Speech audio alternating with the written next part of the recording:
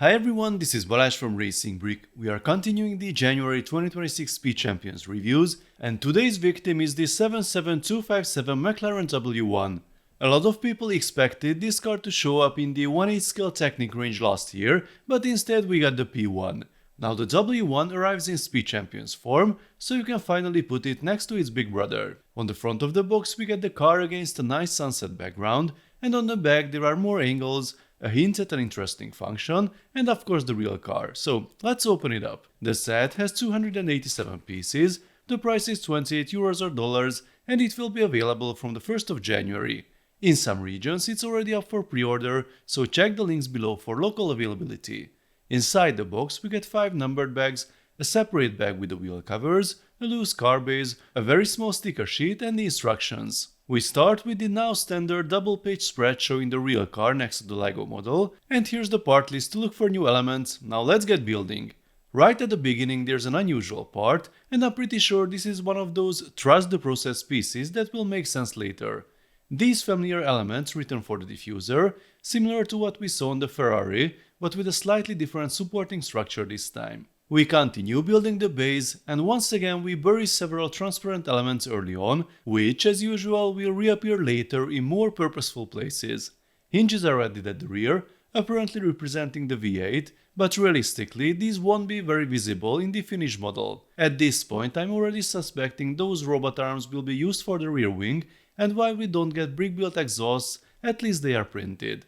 And honestly, I never thought these minifig helmet accessories would fit into bars like this, but here we are, creative rear lights. Here's the rear wing assembly, clipped onto those robot arms, and this is how the adjustable mechanism works. An entire 2x4 brick in a Speed Champions car, this still feels impossible every time I see it. Next up, printed elements, brick-built door sections, and this small window piece that's almost fully printed with just a tiny opening left. We also get more surprising new parts here, extending the cheese slope family. These are similar to the 1x1 elements we saw on the Ferrari, but this time they are inverted, we get a corner cheese slope. These go on top, then this assembly clips into place.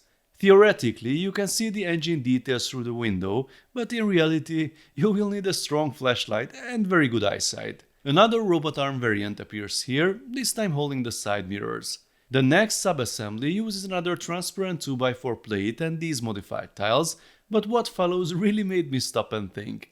Cleavers themselves aren't new in Speed Champions, but here there's a modified brick mounted on them that shifts the entire assembly just enough so the next section snaps into exactly the right position.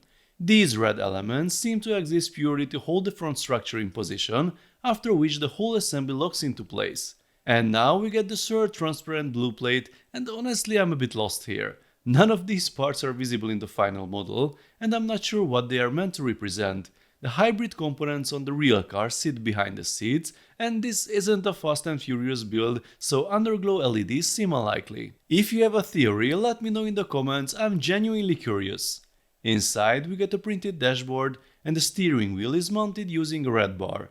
On the Ferrari, the yellow bar references the logo, here the red feels a bit off. I think black would have worked better. The first of the 4 stickers goes on here, followed by the printed headlights. The remaining stickers are applied to the same new tiles we already saw on the Ferrari. Finishing the front is a surprisingly clever solution. This hinged assembly goes on first, then 2 more parts, and finally the hinges are rotated into their correct position. The wheel covers aren't new. We've already seen this design in sets like the Lamborghini Double Pack and the Porsche earlier this year. The final side assembly goes on, then the printed windshield, and that's it, the build is complete. The driver minifigure is very simple, a McLaren branded torso, and that's all we get here. So here's the finished model, and overall I think it looks really good. The designers clearly focused most on the front section, and it shows. There are lots of strong details here, and the shaping is about as accurate as LEGO pieces allow at this scale. There are plenty of printed elements, although it's a bit of a shame that these 4 parts rely on stickers, but we'll come back to that. The windshield printing with black and grey accents works perfectly. The interior is nicely detailed, although this area on the side does feel slightly unfinished. The side and rear quarter shaping is spot on, the engine cover looks good despite the mostly theoretical window, and the rear with the lights and diffuser is once again well executed. The rear wing is functional and actually does a very good job replicating the movement shown on the real car's website, which is a nice extra. Now, a few things I like less. I'm not expert in printing technology, but some competitors have already shown that true edge-to-edge printing is possible, so this piece with visible borders feels like something LEGO could still improve. And then there's the eternal sticker debate. This set has only 4 stickers, which is almost nothing by Speed Champion standards, but for some people, anything above 0 is already too much. Personally, I still see LEGO primarily as a free building system, so I don't mind stickers, especially when they are on parts that don't yet exist undecorated in that color. That said, LEGO is clearly pushing Speed Champions closer and closer to buildable diecast models. These sets are increasingly aimed at adult fans, and most of them will probably never be rebuilt. In that context, fully printed elements start to feel more justified. This also ties into licensed sets across other themes. The Ferrari showed that LEGO can do custom wheels when they really want to, and they look fantastic. Which means from now on this will probably be a recurring question: why didn't this or that car get custom wheels too? If you look at this primarily as a kid's toy, it's a solid build.